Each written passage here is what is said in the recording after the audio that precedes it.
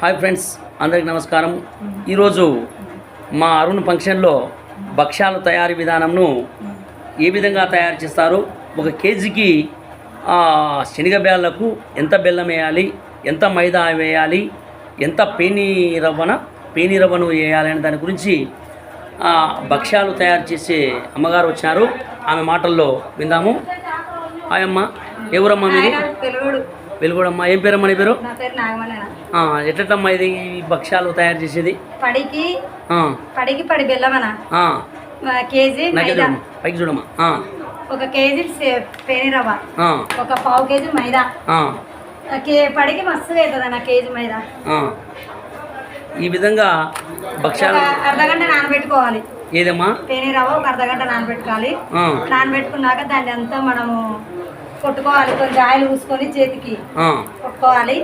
కొట్టుకున్నాక ఒక 10 నిమిషాలు నానయ్యాక మనం అన్ని తయారు చేసుకొని పెన్నేమో పొయ్యి ముద్దలు వేసుకొని ఒకరొకరు 40 అంటారు, 45 అంటారు.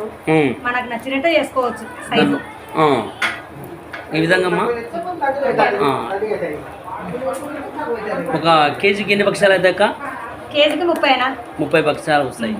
మీరు ఎక్కడమ్మా మీది? వెలుగోడమ్మా. వెలుగోడు ఇది పెద్దగలం చెన్నకేశ్వర దేవులమ్మ. మీరు ప్రతి ఒక్కరికి కూడా ఫంక్షన్కి వస్తుంటారు కదా? ఏ ఫంక్షన్ కైనా వచ్చేదేనా, మంచి చెడ్డ అదేం లేదు, అన్నిటికీ ఓకే. చూడండి భక్ష్యాలు ఏ విధంగా ఉన్నాయో చూడండి. ఈ కవ భక్ష్యాలు కూడా తయారు చేస్తారంట. శనగపిండిని ముద్దలుగా మనం చేసుకోలేము. ఆమె చూడు ముద్దలుగా చేసుకొని భక్ష్యానికి చూడండి. ఫస్ట్ భక్ష్యం తయారు చేసే విధానం.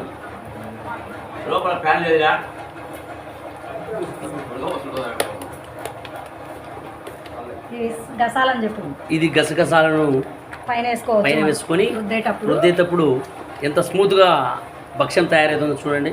ఇంకోటనా మనము ఇట్లా తీసుకున్నాక కొబ్బరి ఉంటుంది కదా, సన్నగా తుడుము పట్టుకొని ఈ వేడి మీద మధ్యలో తుడుముగానే వేసుకోవచ్చు.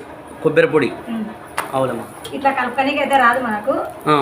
ఇట్లా మనం బచ్చని తీసినాక ఓపెన్ చేసుకొని అడుగున చల్లుకోవచ్చు.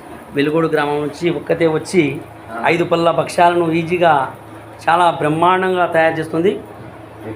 అందరికీ నమస్కారం. వాట్సాప్.